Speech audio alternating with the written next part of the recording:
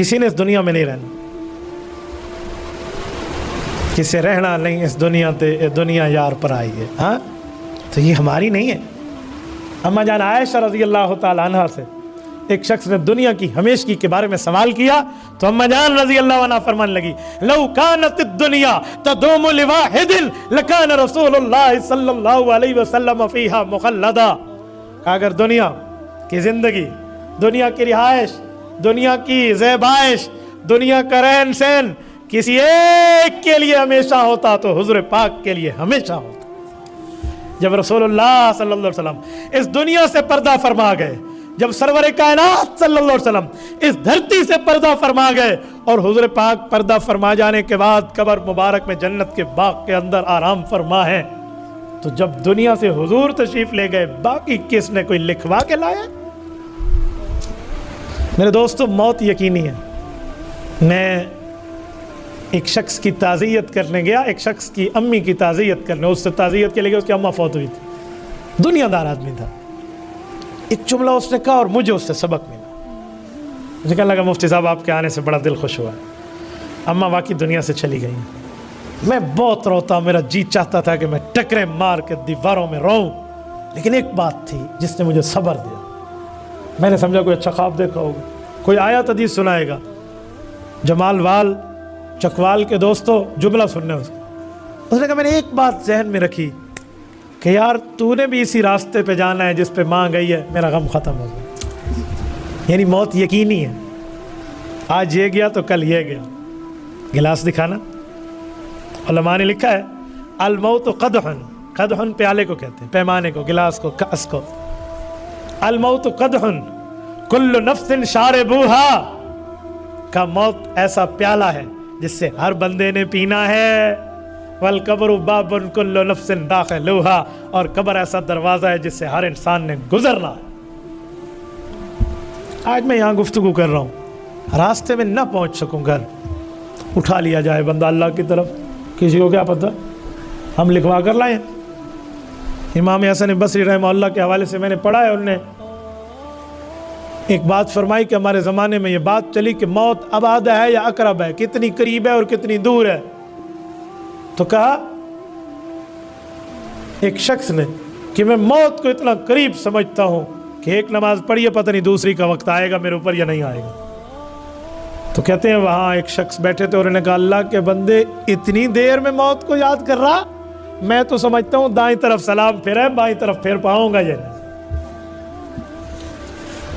اللہ دیتے ہیں وقت، مہلت، قوت، طاقت، سکت، ہمت، جرت، شجاعت، دلیری، رزق، بہادری، لیکن اگر ناشکری کرو گے تو ان بطش ربک لشدید، پھر اللہ کی پکڑ بھی ہے. جبرائیل امین کے بارے میں ایک واقعہ لکھا ہے. رب کریم کے دربار میں جبرائیل نہیں، اسرائیل رب کریم کے دربار میں ایک بار بات ہوئی تو اسرائیل نے عرض کیا میرے مولا آپ نے میرے ذمے روح نکالنے کی ڈیوٹی لگائی ہوئی ہے. کہ جی ہاں، کہ میں اس کو ڈیوٹی سر انجام دے رہا ہوں. یہ باتیں فرشتوں تک پہنچی تو اسرائیل سے پوچھا گیا یہ جو ڈیوٹی ملی ہے کبھی دل بھی دکھا تھا کسی کو روح نکالتے ہوئے؟ کہ جی اللہ نے حکم دیا تھا، لیکن ایک دو بار کا معاملہ مجھے بہت اچھی طرح یاد ہے. کہ وہ کیا؟ کہ ایک بار ایک کشتی جا رہی تھی کسی دریا میں سمندر میں تیرتی ہوئی، اعلان ہوا اللہ کے دربار سے طوفان کو اڑا دو. طوفان اٹھایا، کشتی ہچکولے کھانے لگی، آخر کشتی پاش پاش ہوئی، ٹکڑے ٹکڑے ہوئی، لوگ ڈوب گئے. ایک تختہ بچا جو تختہ خود بخود آپے سے آپ آٹومیٹیکلی تیرتا جا رہا تھا، اور اس پر ایک عورت سوئی ہوئی ہے اور اس کی چھاتی سے بچہ دودھ پی رہا ہے. رب کریم کا حکم آیا اسرائیل اس ماں کی روح نکال لے. تعمیل ارشاد، اسرائیل نے روح تو نکالی لیکن کہا یہ ذہن میں آیا کہاں جائے گا بچہ شیرخوار؟ اسباب کی دنیا میں بظاہر تو یہ ایک ہی رکھوالی اس کی ماں ہی تھی، اور وہ بھی کوئی اپنی طاقت پہ نہیں تھی. یہ تیرتا ہوا جا رہا ہے، ایک تختہ پتہ نہیں کہاں جا کے لگے یا ڈوبے یا کیا ہو.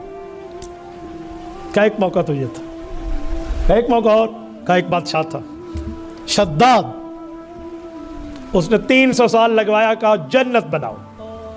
بڑی بڑی عمر کا تھا, جنت بادشاہ نے بنوائی.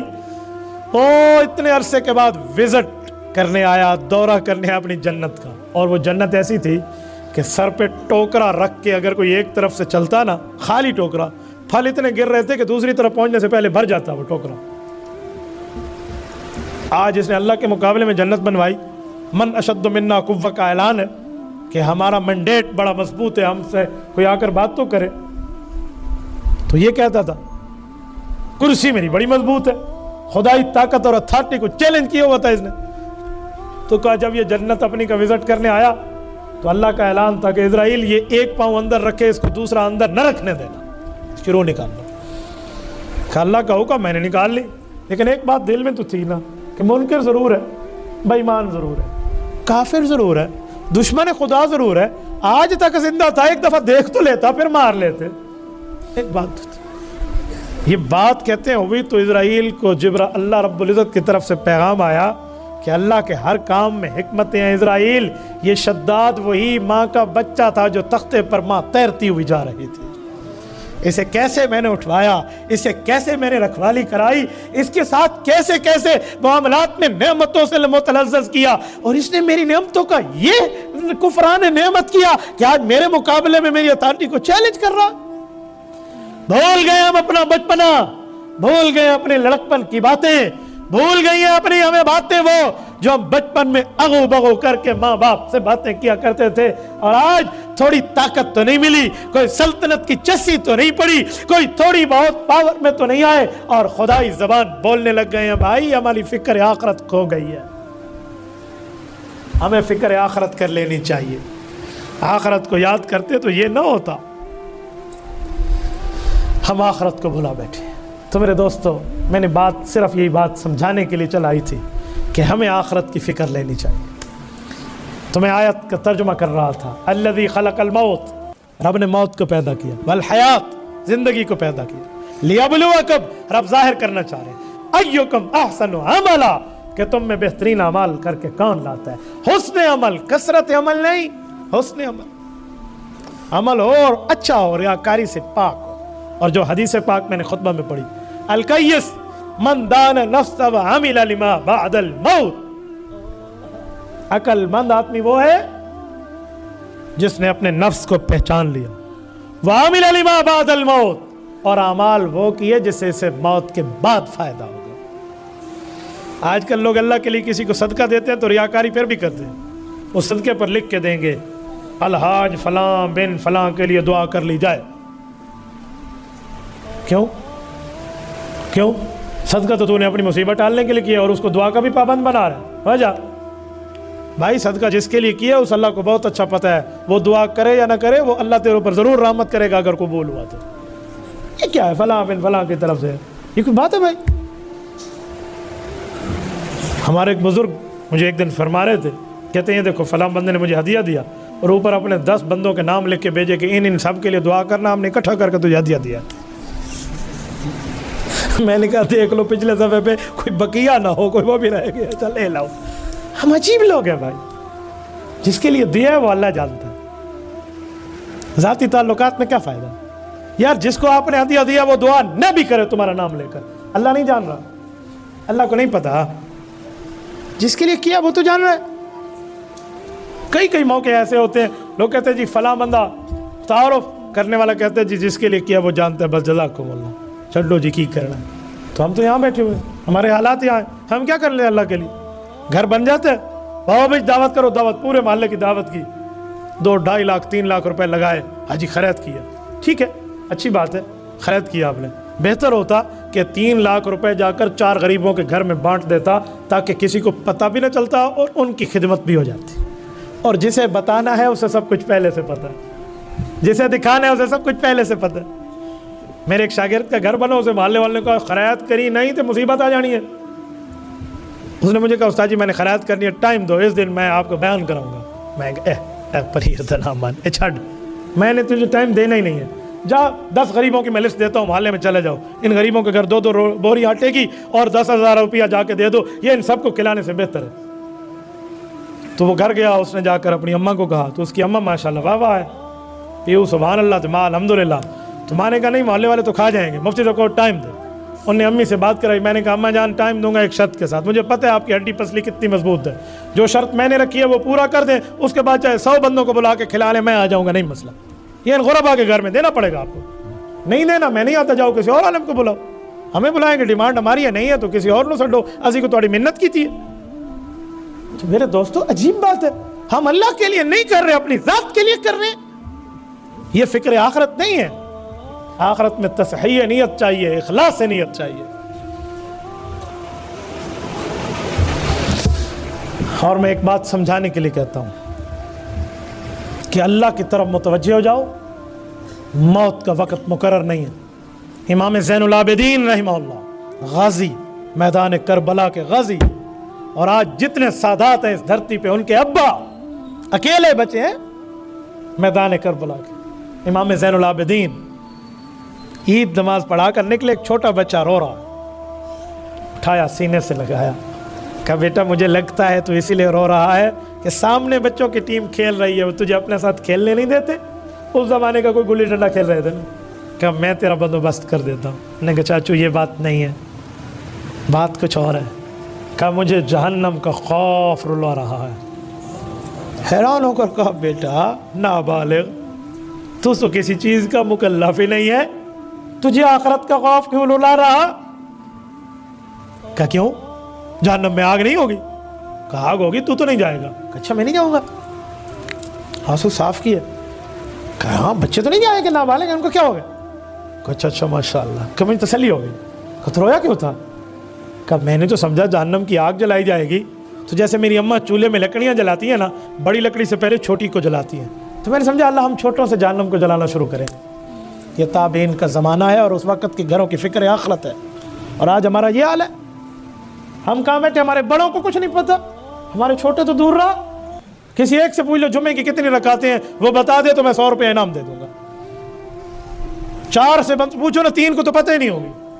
کوئی کہے گا 8, کوئی کہے گا 10, کوئی کہے گا 12. میں نے تو ایک ویڈیو دیکھی, مجھے واٹس ایپ پہ ایک بندے نے بھیجی ہے, سبزی منڈی میں جا کے ایک سے پوچھتے جمعہ کتنی رکعتیں ہیں, ایک بندے کہ 12. کہنا پڑھے ہی نہیں, پتہ کوئی نہیں, وہ الٹا اس پہ چڑھ گیا, خود کو آتے نہیں ہے کہ 14 ہے یا 12 ہے. اسے کہتے ہو کدی پڑھی ہے تو, تینوں نہیں پتہ جمعہ کتنی رکعتیں ہوتی ہیں, چل لے جان چھوٹی. یہ حال ہو جا, کیا فکر ہے آخرت کرے گا وہ. ایک اسکول میں ایک استاذ پوچھ رہا تھا بیٹا بتاؤ بڑے ہو کر کیا بنو گے, کیا بنو گے؟ ایک اٹھا میں انجینئر, ایک اٹھا میں ڈاکٹر, ایک نے کہا میں پائلٹ, ایک نے کہا میں کمانڈر, ایک نے کہا میں فلاں. ایک بچہ چپ کر کے بیٹھ رہا, کہا بیٹا تو بتا. کہا بتاؤں. وہ کھڑے ہونے کے میں صحابی رسول بنوں گا. ساری کلاس ہنس پڑی, استاد حیران ہو گیا. انہوں نے کہا بیٹا صحابی رسول بنے کا کیا مطلب, کیا کہہ رہا ہے تو؟ انہوں نے کہا استاد جی جیڑا سنیا میں وہی آخیا, میں صحابی بنوں گا. ادھر آ گیا, بٹھا دیا. تجھے یہ شوق کیسے چڑھا؟ انہوں نے کہا شوق, صحابی بہت اچھے ہوتے ہیں, میں صحابی بنوں گا. کہ کیسے تجھے پتہ چلا؟ کہا بیٹا اب تو ختم نبوت ہے, حضور پاک کے بعد نیا نبی نہیں آئے گا تو نیا صحابی کیسے آئے گا؟ حضور پاک کے بعد صحابہ نہیں آ سکتے. حضور پاک آئے, نبوت ختم, حضور گئے, صحابیت بننا ختم. اب نیا صحابی نہیں بن سکتا. اب جو نیا صحابی بنے گا تو نبی چاہیے, نبی تو آئیں گے نہیں اب نئے, اب صحابی کیسے بنیں گے؟ لہذا اب صحابی کوئی نہیں بن سکتا, جتنے تھے. انہوں نے کہا اچھا اچھا تو استاد جی اتنی تفصیل مجھے نہیں پتا. تو اس نے کہا پھر تو نے کہا کیوں ہے؟ کہا میں نے تو اس لیے کہا ہے, میری امی اور ابو گھر میں رات کو سوتے وقت فضائل اعمال کھول لیتے ہیں اور ہمیں صحابہ کرام کے واقعات سناتے ہیں, تو ہم بڑے خوش ہوتے ہیں کہ صحابی ایسے تھے, صحابی ایسے تھے, صحابی ایسے تھے. تو ہم صحابہ کے واقعہ سنتے ہیں تو میرے دل میں بھی بڑا ہو کر صحابی بنوں گا. اگر ماں باپ کی تربیت پازیٹیو ہو تو نتیجہ یہ نکلتا ہے. اور ماں باپ کی تربیت ہو کہ پتر او ذرا سرچ کرنا, وہ کیڑا گانا سی انڈیا دا ذرا وہ سنیے نا, ہاں کم پورا, پھر رانجے پیدا ہونے تھوڑے کو. پھر آپ کہیں گے مولوی صاحب کوئی وظیفہ دسو, کوئی صلوات پڑھو, کوئی دم پھیرو, کوئی سر تے ہاتھ اس دے رکھو, پیو ماں دا آکھا نہیں مندا. تے نہیں مننا اس نے, آپ نے دودھ پلاتے وقت اسے گانے سن کے دودھ پلائے, آپ نے تربیت کرتے وقت اس کو فلمیں دکھا کے تربیت کی, گھر میں اینٹین لگا کر آپ نے ٹی وی اور کیبل پہ اسے جا کر گمراہ کیا, اس کو انڈیا کے سٹاروں کے نام یاد کرائے اور اسے یہود اور نصارہ کی تنظیم و ترتیب پر ان کے واقعات سنائے, بتائے, سمجھائے, ذہن میں رٹوائے. اب وہ تیری عزت کرے, تو سنا اس کو واقعات ابو بکر کے, کہاں سنے گا وہ تیرے؟ میں نے تجربہ کیا ہے, میٹرک لیول تک بات کر رہا ہوں میں. بعض اوقات اسکول لیول میں بھی لیکچرز کے لیے جاتا ہوں اور مدارس میں بھی جاتا ہوں. میں نے میٹرک لیول تک کی بات جتنی آبزرو کیا ہے, کسی اسٹوڈنٹ, کسی طالب علم کھڑا کر کے پوچھو بیٹا عشرہ مبشرہ کیا ہے, پہلے تو اسے یہی نہیں پتا کہ عشرہ مبشرہ کا معنی کیا ہے. عشرہ کا معنی بتا دے گا تو چلو مبشرہ چھوڑ, عشرہ تو ویسے پتہ نہیں, تبلیغ میں عشرے کے لیے بھاگ گیا تو دس دن یاد, ٹھیک ہے. مبشرہ کا پھر بھی نہیں پتا کسی چھوئے تھا. مبشرہ وہ صحابی جنہیں اکٹھے 10 صحابہ کو ایک وقت میں جنت کی خوشخبری ملی. اچھا کون ہے, اگر نام بھی نہیں آئیں گے؟ ابو بکر, عمر, عثمان, علی, طلحہ, زبیر, سعد, سعید, عبد الرحمن, ابو عبیدہ بن جراح, پتہ ہی نہیں ہے رضی اللہ عنہ کہ عشرہ مبشرہ کون ہے. اور کسی دنیا کی کرکٹ کی ٹیم پہ انگلی رکھو, 11 کھلاڑی ہوتے ہیں, یہ 12ویں کا نام بھی ساتھ سناتے ہیں. چلو ایسے تو یہ تربیت کس کی؟ اب مولوی صاحب کو دام رکھ دو, دام جڑا تسی یک دام رکھے ہو کتے گیا؟ دام اور یک دام میں بڑا فرق ہے. آپ نے تو اسے یک دم کر کے مکمل ٹی ویاں لگوا کے رکھوا دی. میں ناراض نہ ہونا, آپ نے فکر آخرت رکھی ہے تو میں بھی فکر آخرت پوری سناؤں گا. یہ جو گھروں میں ٹی ویوں کی نحوستیں, یہ خباستیں موجود ہیں, یہ کیبل اور فلم اسٹوریاں جو آپ انہیں پکچرز دکھا رہے ہیں, آپ کی اولاد آپ کا کہنا نہیں مانے گی, پھر کل رونا نہیں, تویز دے ہوتے, اے کرو تے آؤ کرو, یہ نہیں ہے. کیا اولاد کو آپ, تربیت ماں باپ کی ذمہ داری ہے. میں اپنے بچے کے ساتھ جا رہا ہوں, ایک گھر میں گانا بج رہا ہے, گانا چلا ہوا ہے, ڈھول ڈمک کے چال میرا پوتر ساری. میرا بچہ 2 بار متوجہ ہوا, تیسری بار تو میرے دل پہ چوٹ لگی کہ اسے کیا بتاؤ. میں نے کہا بیٹا جلدی چلو, یہ گندے لوگ ہوتے ہیں جو گانا بجاتے ہیں. ٹھیک, وہ دن یہ دن کہیں سے گزرتے ہوئے گانا سن لے, کہتے ہیں بھائی گندے لوگ ہیں نا. مائنڈ سیٹ بن گیا کہ گندا کام ہے گانا بجانا. اب میں کہہ دوں, کوئی کہے گا مولوی دکیانوس ہے, ہم ٹی وی گھر سے نکالیں, ہماری تعلیم, ہماری ترقی. میرے گھر میں ٹی وی نہیں آئی, میرے والد نے نہیں رکھی, میرے دادا نے نہیں رکھی, ہمارے خاندان میں ٹی وی نہیں ہے. الحمدللہ ثم الحمدللہ, میری 7 ہمشیرہ اور 65 بھانجیاں بھانجے ہیں, یہ گھر ٹی ویوں سے پاک ہیں. ہم بھائیوں کی اولادیں ہیں, گھر ہمارے ٹی ویوں سے پاک ہیں. آؤ ہماری دنیاوی ترقی پہ 2 ہاتھ کر کے کوئی اٹھ کے مجھ سے اپنی معلومات ذرا شیئر کر لے. یہ ٹی وی پر معلومات ٹھہری ہے, یہ ایران تران کی باتیں سننے پر معلومات ٹھہری ہے. اللہ کا قرآن ہوتا ہے.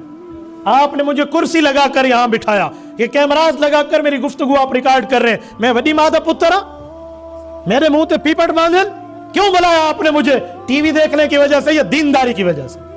تو کیوں اولاد کو دیندار نہیں بناتے؟ دو نہ وہ تعلیم اپنی اولاد کو جو مفتی عبدالواحد قریشی کے ماں باپ نے اسے دلائی ہے, پھر تمہیں بھی دنیا میں بھی سلامی ہوگی, آخرت میں بھی سلامی ہوگی. آج ہم کچھ نہیں ہے, سب کچھ ہے تو اپنے ماں باپ کی دعائیں. میری اماں رات کو سوتے وقت, ابھی پریپ چھوڑو, KG1 کلاس جسے کچی کہتے ہو, پڑھنے بات میں گیا تھا, سورت یاسین, سورت الرحمن, سورت سجدہ, سورت ملک, یہ صورتیں مجھے حفظ تھی, حالانکہ دیکھ کے نہیں آتی تھی. اماں رات کو سوتے ہوئے پڑھاتی تھی. اور اماں جان مجھے حضرت موسیٰ علیہ السلام اور فرعون کا واقعہ, نمرود اور حضرت ابراہیم کا واقعہ, شیطان اور حضرت آدم علیہ السلام کے واقعہ, فرعون اور حضرت موسیٰ علیہ السلام کا قصہ, ابو جہل اور رسول اللہ کے واقعات سنا سنا کے حفظ کرا دیے تھے. آج بھی کبھی کوئی تفسیر اٹھاؤں نا تو مجھے اماں کو سنایا ہوا یاد ہوتے اور وہی پڑھ لیتا ہوں. آپ کہتے ہیں کچھ نہیں ہوتا. میں اپنی ماں کا پہلا بیٹا بھی نہیں ہوں, جو باقی اولاد نہیں تھی اس سے فارغ تھی, ایک کے ذہن سازی کرتی تھی. میں 12ویں نمبر پہ اپنی ماں باپ کی آخری اولاد ہوں.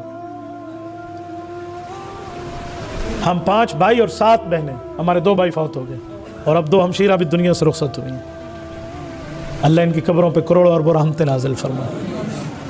مجھے بتائیں پھر فائدہ. میرے والد صاحب صبح مجھے کہتے تھے کون سا بسکٹ کھانا ہے ناشتے میں, فلاں کھانا ہے. اس زمانے میں ایک بسکٹ ہوتا تھا اور اس میں چینی پتہ نہیں ایسے کو پڑی ہوتی ہے, اب مجھے اس کا نام یاد میں نہیں آتا. ہم ببو ببو کہہ کے اس بسکٹ کو کہتے تھے. تو ابو جی کہتے تھے وہی بسکٹ لے کر دینا ہے, لیکن یہ بتا کون سی صورت سنائے گا. وہ صورت مجھے یاد ہو جاتی, اس کی وجہ سے بسکٹ مل جاتا. مجھے صورت سے لینا دینا کوئی نہیں تھا, مجھے اس بسکٹ کی پیکٹ سے لینا دینا تھا, یہ تو ملنا ہے نا. تو آج ہم پڑھیں گے تو ان کی قبر ٹھنڈی ہوگی. مجھے ایسے ایسے بزرگ ملے جو بتاتے ہیں کہ تیرے والد محترم جب کبھی دعا کے لیے ہم کہتے ہیں نا تو ان کو دعائیں دیتے, وہ کہتے دعا کرو اللہ رب العزت ان پر کرم کر دے. ہمارے ماں باپ کے سینے میں بھی دل تھا. میرے ابا جان نے جب بھی مجھے انگلی پکڑ کے ساتھ چلایا نا, ایک بار تو میں نے امی کو شکایت لگائی, ابا سے کوئی پوچھتا ہے آپ کے بچے ہیں؟ ابا جی کیا کہتے؟ ہاں اللہ کا مال ہے، اللہ رسول کا بنے تو رب زندگی دے ورنہ اس کی مجھے کوئی ضرورت نہیں ہے. یہ میرے لیے کہتے بچپنے میں چھوٹی عمر میں. تو میں نے امی کو جا کر کہا امی جی یہ ابو جی میری بےزتی کے لیے مجھے ساتھ لے جاتے ہیں. کوئی پوچھتے ہے تو آڈا پوتر ہے؟ ابا جی ادن اللہ رسول دا تھیوے تو جیوے نہیں تھی کوئی لوڑ کوئی نہیں. تو مجھے کیا کہتے؟ تو امی ہنس کے ٹال دیتی. کہا بچہ ہے آپ ایسے کہتے کہ نہیں اللہ رسول کا ہوگا. تو یہ میرا والد مجھے کہتا ہے، میرے ابا جی کی بات. اور آج مجھے خیال آتا ہے کہ وہ صحیح کہتا تھا، صحیح کہتا تھا. اللہ نہ کرے آج میں داڑھی کٹوا کے سر سے ٹوپی اتار لوں تو اسی کھلے مار کے مینوں اتھو بہانے. تو اللہ رسول دا تھیوے تا جیوے نا، اللہ رسول کا بنے گا تو زندگی ہے ورنہ اس سے ہٹے گا تو کیا زندگی. تو یہ دعا ہوتی تھی اصل میں اس کی. بچپن میں فقیر سامنے آتے ابو جی کہتے جاؤ اس فقیر کو پیسے دے دے، اور میرے ذہن میں ہوتا میری بےزتی ہو رہی ہے. فقیر میل کو چیلا پسینے والا گندے کپڑے بو آ رہی ہے اس سے، اس کو جا کر میں پیسے تو دینا تھا خود دے دیتے. آج سمجھ آتی ہے کہ وہ میری عادت ڈالنا چاہتے تھے کہ غربا کو دیا کرو. یہ ماں باپ کی تربیت ہے، اور تربیت ہم اپنی اولاد کی کرتے ہیں. نام بغیر اسلامی، کام بغیر اسلامی، عام بغیر اسلامی، معاملات بغیر اسلامی. پھر کہیں گے جی تویز کر دو، پھر کہیں گے جی دم رکھ دو، صلوات پڑھ دو. یوں نہیں ہوگا بھائی، تربیت ہمیں ٹھیک کرنی پڑے گی. کریں گے نا انشاءاللہ. فکر آخرت تب ہوگی جب ہم فکر دنیا کو ٹھیک کر کے آگے چلیں گے، پھر سب کچھ ٹھیک ہو جائے گا. اللہ آپ کو اور ہمیں صراط مستقیم عطا فرمائے. اقول قولی ھذا واستغفر اللہ وآخر دعوانا ان الحمد للہ رب العالمین.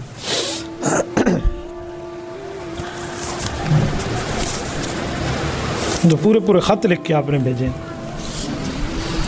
حضرت السلام علیکم. ابو ہریرہ رضی اللہ عنہ سے روایت ہے، فرمایا نبی پاک صلی اللہ علیہ وسلم نے جس شخص نے نماز پڑھی اور نہ پڑھی اس میں سورۃ فاتحہ تو اس کی نماز ناقص ہے، ناقص ہے، ہرگز تمام نہیں ہے. ابو صاحب رضی اللہ عنہ کہتے ہیں کہ حضرت ابو ہریرہ رضی اللہ عنہ کبھی بھی امام کے پیچھے ہوتے تو میرا بازو پکڑ کے کہا پڑھ لے اپنے دل میں، اس کے بغیر نماز نہیں ہوتی. شکریہ. تو ٹھیک ہے نا حدیث، سورۃ فاتحہ دل میں پڑھو لکھا ہوا ہے نا. تو دل میں پڑھنا کیسے کہتے ہیں؟ اور دل میں پڑھنا اور زبان میں پڑھنے میں فرق ہے. مقتدی دل میں پڑھے گا، امام زبان سے پڑھے گا. دل میں زبان نہیں ہوتی، دل میں پڑھنے کا معنی ہوتا ہے سوچو. اس کا مطلب ہے سورۃ فاتحہ کے مضامین اپنے دماغ میں گھماؤ. میں کہتا ہوں نا ابھی یہاں پر بیٹھے تھے نا تو میں نے دل میں کہا، اس کا کیا معنی ہے؟ دل کے اندر کوئی زبان ہے؟ بھئی دل میں کہا کہ میں نے دل میں سوچا، انی آرا. تو حضرت ابو ہریرہ فرماتے اقرا بہا فی نفسک، دل میں پڑھ لے. یعنی سوچ سورۃ فاتحہ کا مطلب کیا ہے؟ آخرت ہے، قبر ہے، مدد ہے اور اللہ رب العزت کی استعانت ہے. یہ ہے، یہ نہیں ہے کہ مقتدی سورۃ فاتحہ پڑھے گا. کوئی مقتدی کی بات نہیں ہے، بلکہ قرآن کریم سورۃ نمبر 7 سورۃ اعراف آیت نمبر 204 رب کائنات نے فرمایا وَإِذَا قُرِئَ الْقُرْآنُ فَاسْتَمِعُوا لَهُ وَأَنصِتُوا لَعَلَّكُمْ تُرْحَمُونَ. جب قرآن پڑھا جائے تو خاموش ہو جاؤ. ایک بندے نے اس دن مجھ سے کہا کہ مولانا جب امام چپ ہو تو پھر ہم پڑھ سکتے ہیں. میں نے کہا امام کب چپ ہوتا ہے؟ کہتے ہیں ظہر میں اور عصر میں. میں نے کہا چپ ہوتا ہے یا نہیں پڑھتا؟ چپ. میں نے کہا تجھے کس نے کہا چپ ہوتا ہے؟ سادے بندے امام آہستہ پڑھتا ہے، چپ نہیں ہوتا. وہ چپ ہو گیا تو تیری ہونی ہے، وہ چپ ہو گیا تیری نماز ہوگی. چپ نہیں ہے، وہ آہستہ پڑھتا ہے. یا اونچا پڑھتا ہے یا آہستہ پڑھتا؟ ہاں آہستہ پڑھتا ہے. میں نے کہا آہستہ پڑھے پھر بھی نہیں پڑھنا، کیونکہ قرآن کریم نے حکم دیا ہے کہ جب فاستمعوا لہ، امام پڑھ رہا ہے یعنی تم تک آواز آ رہی ہے تو غور سے سنو. اور جس وقت امام آہستہ ہے وانصتوا، زبان کو پھر بھی بند رکھو. تو دو قسم کی نمازیں اور دو قسم کا حکم ہے. تو اس لیے امام کے پیچھے نہیں پڑھنی. اللہ کے رسول کا فرمان ہے. یہ حدیث آپ کو نظر آ گئی جس پہ موقف ہمارا ہے، اور وہ حدیث آپ کو نہیں تھی کہ شرح المعانی الاثار کی، صحیح مسلم کی صحیح حدیث. اللہ کے رسول نے فرمایا وَإِذَا قَرَأَ فَأَنصِتُوا، امام پڑھے تو مقتدی چپ کر جائے. یہ کیوں فرمایا؟ امام قرآن پڑھے تو مقتدی چپ کر جائے. تو آپ کہیں گے سورۃ فاتحہ تو دعا ہے. بابا سورۃ فاتحہ دعا بھی ہے، سورۃ فاتحہ قرآن بھی ہے. سورۃ فاتحہ اگر قرآن نہیں ہے، اگر نعوذ باللہ سورۃ فاتحہ نکال دیں پیچھے 113 صورتیں بنتی ہیں، اور امت کا اجماع ہے کہ قرآن کی صورتیں 114 ہیں. تو آدھے مسئلے لوگوں نے یاد رکھے ہیں. نماز جنازہ میں سورۃ فاتحہ پڑھنا ہے یا نہیں ہے؟ محمد بن بشار سے روایت ہے، ابن عباس نے. محمد بن کثیر فرماتے ہیں انہوں نے سورۃ فاتحہ پڑھی تاکہ لوگ جان لیں یہ سنت ہے. زبردست، بہت اچھا کیا آپ نے پوری حدیث لکھی، جزاکم اللہ، سلوٹ ہے آپ کو. میں جب پڑھ رہا تھا میں نے کہا اگر اس میں آدھا لکھو تو میں لوگوں کو کیسے کہہ پاؤں گا کہ آگے یہ لفظ ہے. شکر ہے آپ نے پوری حدیث لکھی، اس میں جواب موجود ہے. उलमा ने इस हदीस को पूरा पढ़ा है, इसलिए वो पूरा समझते हैं। आपने शुरू में पढ़ा छोड़ दिया। हदीस ये है कि अब्दुल्ला बिन अब्बास रजी अल्लाह अन्हुमा नमाज जनाजा पढ़ा रहे और उन्होंने उसमें सूरत फातिहा पढ़ी है। लोगों ने सवाल किया, अजीब, तो उन्होंने फरमाया ये भी ठीक तरीका है। मैं सवाल पूछते हूँ, अगर सूरत फातिहा पढ़ना ज़रूरी होती तो पीछे हर सहाबी को पता होता, ये कोई नया काम तो नहीं है। जब उनने पढ़ी तो सब ने क्यों देखा कि नया काम है, फिर इन्हें वजाहत क्यों पेश करनी पड़ी कि ये भी ठीक है, क्यों करनी पड़ी? पता चला नमाज जनाजा असल तो वही है जो पढ़ा जाता है, लेकिन दुआ के तौर पे कोई कभी सूरत फातिहा, कोई और सूरत, कोई और दुआ पढ़ना चाहे तो गुंजाइश है। तभी इन्हें पढ़ी, लोगों ने कहा नया काम का नहीं, ये भी ठीक तरीका है, सुन्नत से मुराद ये ठीक तरीका है। ठीक है, तो ये तो आपने पूरी रिवायत लिख दी ना कि उनको वजाहत फरमानी पड़ी। इसका मतलब यह है कि अवाम में यह तरीका राइज नहीं था, तभी वजाहत की। मैं आपको मिसाल दे रहा हूं, मैं नमाज पढ़ाऊं और उसमें सजदा साहब करूं, जिसको पता ना हो पूछेगा मौलवी साहब एक केड़ा दो सजदे तुसी और कर देते ने, एक बड़ी नमाज है, बड़ी नमाज है, तो क्या कहेंगे आप कहेंगे ये साहब भूलने का सजदा है। वजाहत देनी पड़ेगी जिसके लोगों को पता नहीं होगा। तो नमाज जनाजा तो सबको पता था, इनने उसमें फातिहा पढ़ दी ताकि पता चले कि कभी कोई अगर और दुआ पढ़ना चाहे तो भी बतौर दुआ पढ़ सकते हैं।